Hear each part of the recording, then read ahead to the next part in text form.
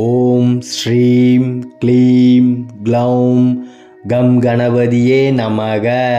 கன்னி ராசியில் இருக்கக்கூடிய அனைத்து அன்பர்களுக்கும் நண்பர்களுக்கும் தோழர்களுக்கும் தோழிகளுக்கும் அன்பார்ந்த வணக்கத்தை உங்கள் ஜோதிடர் செல்வன் தெரிவித்துக் கொள்கிறேன். வைகாசியில் நினச்சது கண்டிப்பாக நடக்கும். சித்தர்கள் தவம் இருக்கக்கூடிய மாதமே வைகாசி மாதம் அப்படின்னு தான் சொல்லுவாங்க. கன்னியை காப்பாற்றுவது தானம்தான். நீங்கள் செய்கிற தானமும் தர்மமும் தான் உங்களை தக்க சமயத்தில் காப்பாற்றும் அப்படின்றது மறுக்க முடியாத ஒரு உண்மை. இன்னைய வரைக்கும் நீங்கள் எத்தனையோ ஆபத்துலேருந்து தப்பிச்சு இருப்பீங்க. அது எல்லாத்துக்குமே காரணமாக இருக்கிறது நீங்கள் செஞ்ச தானம் மட்டும்தான்.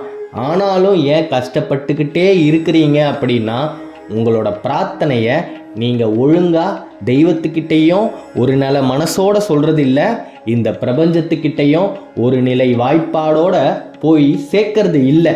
அதுதான் காரணம். அது எல்லாத்துக்குமே ஒரு தீர்வு கிடைச்சிருச்சு அன்பர்களே.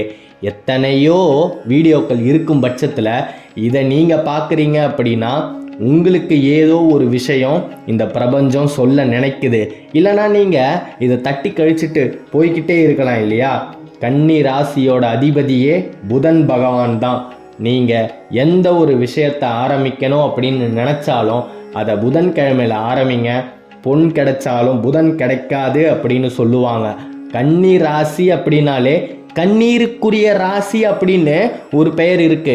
அந்த கண்ணீருக்குரிய கஷ்டங்கள் அனைத்தையுமே மாற்றக்கூடிய ஒரு பொன்னான பொக்கிஷமான ஆண்டு தான் நடந்து கொண்டிருக்கின்ற 2024 குரோதி வருடம் அப்படின்னு சொல்லணும்.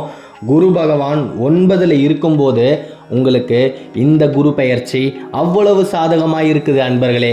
கவலையே வேண்டாம் சகோதரிகளே. நீங்கள் எதை நினச்சும் அழவே வேண்டாம். நீங்கள் பட்ட கஷ்டம் அத்தனைக்குமே பலன் கிடைக்க போகுது. நீங்கள் செய்ய வேண்டியதெல்லாம் ஒன்றே ஒன்று தான், பிரம்ம முகூர்த்த வழிபாடு. பிரம்ம முகூர்த்த வழிபாடு அப்படின்றது சாதாரண விஷயம்லாம் இல்லை. நினச்ச உடனே யாராலையுமே பண்ண முடியாது. ஆனால் ஒரு முழு மூச்சு எடுத்து முயற்சியோட 48 நாள் நீங்கள் எந்திரிச்சு இந்த பிரபஞ்சத்துக்கிட்ட உங்களோட வேண்டுதலை வச்சீங்க அப்படின்னு சொன்னால் கண்டிப்பாக இந்த பிரபஞ்சம் உங்களோட கஷ்டங்களை காது கொடுத்து கேட்கும். கேட்டுட்டு அதற்கான பலனை உங்களுக்கு தக்க சமயத்தில் திருப்பி தந்தே தீரும். இதுதான் பிரபஞ்சத்தோட விதியும் கூட. இது எத்தனையோ பேருக்கு தெரியாமல் இருக்கு. அதனால தான் இன்னமும் கஷ்டப்பட்டுக்கிட்டு இருக்காங்க. தெரிஞ்சவங்க நல்லா இருக்காங்க. இன்னைக்கு நீங்கள் தெரிஞ்சுக்கிட்டீங்க. இனிமே நீங்களும் நல்லா தான் இருப்பீங்க, நல்லா தான் இருக்க போறீங்க. முதல்ல நீங்கள் நம்புங்க. உங்களோட மன அழுத்தத்தை உங்ககிட்ட இருந்து தூக்கி தூரமாக வைங்க. நீங்கள் பட்ட கஷ்டங்கள் அத்தனையுமே சரியாகிடும் அப்படின்னு நம்புங்க. கண்டிப்பாக நடக்கும். குலதெய்வம் வழிபாடு அப்படின்றது ரொம்ப ரொம்ப முக்கியம் அன்பர்களே. குறிப்பாக இந்த உத்திரம் நட்சத்திரத்தில் இருக்கக்கூடிய கன்னிராசி அன்பர்கள் படாத கஷ்டமே இல்லை, அவங்க பார்க்காத தோல்வியே இல்லை அப்படின்னு தான் சொல்லணும். குறிப்பாக அவங்க வாழ்கிறதே அவமானத்துக்கு நடுவில் தான் தினம் தினம் வாழ்ந்துக்கிட்டு இருக்காங்க அப்படின்னு தான் சொல்லணும். அவங்கள அவமானப்படுத்தினவங்க முன்னாடி வாழ்ந்து காட்டணும் அப்படின்றது தான் கன்னிராசி அன்பர்களுடைய லட்சியம்னே சொல்லலாம். அவங்களுக்குன்னு பெரிய லட்சியம்லாம் இல்லை. நான் ஒரு 100 கோடி ரூபாய் சம்பாதிக்கணும், நான் பெரிய தொழிலதிபர் ஆகணும், அப்படி இப்படின்லாம் எதுவுமே இல்லை. என்னை அவமானப்படுத்தியவர்கள் முன்னிலையில் நான் என்னுடைய சிரத்தை உயர்த்தி வாழ வேண்டும் அப்படின்னு நினைக்கிறவங்க தான் கன்னிராசி அன்பர்கள். ஏன்னா அவங்களுக்கு இன்னைய வரைக்குமே, ஏன் இந்த நிமிஷம் வரைக்குமே அவமானம் மட்டும்தான் அவங்கள சுற்றி இருந்துக்கிட்டே இருக்கு.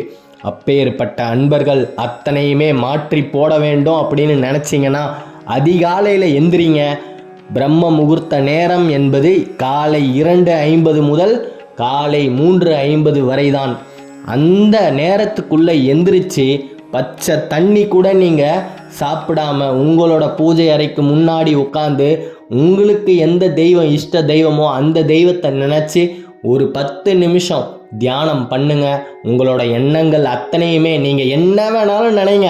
யாராலையுமே நினச்சி பார்க்க முடியாத அளவுக்கு கூட நினைங்க. கண்டிப்பாக அது நடந்தே தீரும்.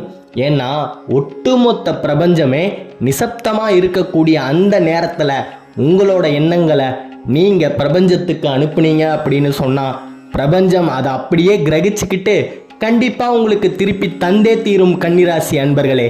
இதுல எந்த விதமான மாற்று கருத்துமே கிடையாது.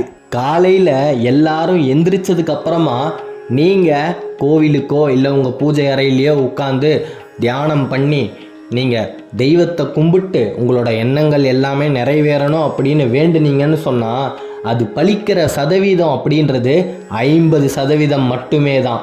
ஏன்னா எல்லாருமே அவங்களோட விருப்பத்தை பிரபஞ்சத்துக்கிட்டையும் அவங்களுக்கு பிடிச்ச தெய்வத்துக்கிட்டையும் சொல்ல ஆரம்பிப்பாங்க. அப்போ நீங்களும் உங்களோட எண்ணத்தை செலுத்தும் போது பலிக்கிறதுக்கு வாய்ப்புகள் ரொம்பவே குறைவு. யாருமே தெய்வத்தை பற்றி நினைக்காத அந்த நேரத்தில் நீங்கள் எந்திரிச்சு உங்களோட பிரார்த்தனையை இந்த பிரபஞ்சத்துக்கிட்ட சொல்லி பாருங்க. 48 நாள் தொடர்ந்து சொல்லுங்க. ஒரு நாள் கூட தயவு செய்து நிறுத்தாதீங்க. மிகப்பெரிய மாற்றம் கண்டிப்பாக உங்களுக்கு ஏற்பட்டே தீரும். இதில் எந்த விதமான மாற்று கருத்துமே கிடையாது. கன்னி ராசியில் பிறந்தவர்கள் ஜெயிக்க வேண்டும், அதுதான் என்னோட விருப்பமும் கூட. என் தரப்புலையும் நானும் பிரார்த்தனை உங்களுக்காக கண்டிப்பாக இந்த பிரபஞ்சத்திடம் வைக்கிறேன். நீங்கள் ஜெயிக்க பிறந்தவர்கள். நீங்கள் பட்ட கஷ்டங்கள் அத்தனையுமே மாறக்கூடிய ஒரு பொன்னான ஆண்டு தான் இந்த வைகாசி மாதத்தில். நீங்கள் இதை ஆரம்பிங்க, கண்டிப்பாக நீங்கள் நினச்சது அத்தனையுமே நடக்கும் அன்பர்களே. சனி 3ஆம் இடத்தில் இருக்கும் பட்சத்தில் உடல் நலத்தில் கொஞ்சம் கவனமாக இருந்துக்கோங்க. ஏன்னா நீங்கள் இந்த 48 நாள் பூஜையை செய்ய விடாமல் தடுக்கலாம். உங்களோட கர்ம வினையே உங்களுக்கு பாதகமாக வந்து நிற்கும்.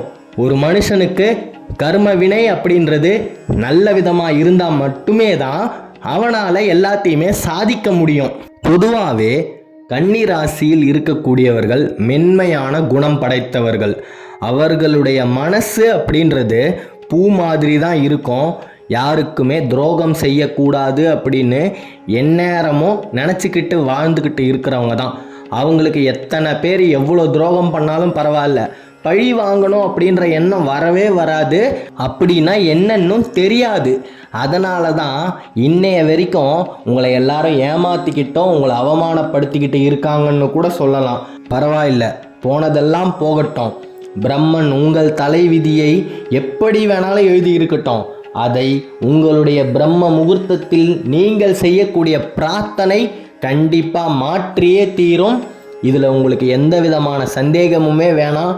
கொஞ்சம் கஷ்டப்பட்டு இன்னிலிருந்து ஒரு 48 நாள் அதிகாலையில் எந்திரிச்சு உங்கள் தெய்வத்து முன்னாடி நீங்கள் ஒரு தியானம் பண்ணுங்க. அந்த தியானத்து மூலயமா உங்களோட எண்ணங்கள் விருப்பங்கள் அத்தனையுமே இந்த பிரபஞ்சத்துக்கிட்ட சொல்லுங்க. கண்டிப்பாக அது நிறைவேறியே தீரும்.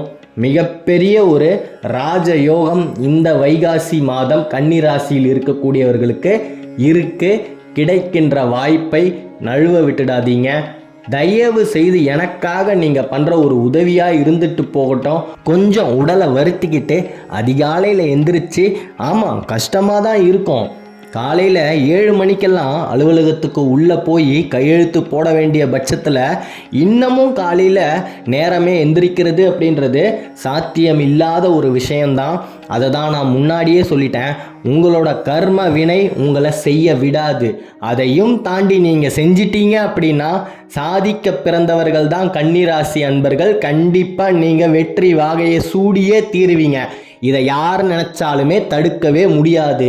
9 கோள்களும் இந்த பிரபஞ்சமும் உங்களுக்காக தான் காத்துக்கிட்டு இருக்கு. நீங்கள் உங்களோட பிரார்த்தனையை பிரபஞ்சத்துக்கிட்ட சொல்லுங்க. கண்டிப்பாக அது நிறைவேறியே தீரும் அன்பர்களே. ஜெயிக்க பிறந்தவர்கள் தான் கன்னிராசி அன்பர்கள். அடுத்த காணொளியில் விரைவில் சந்திப்போம். கன்னிராசியை பற்றி நீங்கள் தொடர்ந்து தெரிஞ்சுக்கணும் அப்படின்னா இந்த சேனலை சப்ஸ்கிரைப் பண்ணிக்கோங்க. தென்னாட்டுடைய சிவனே போற்றி, எந்நாட்டவருக்கும் இறைவா போற்றி. நன்றி.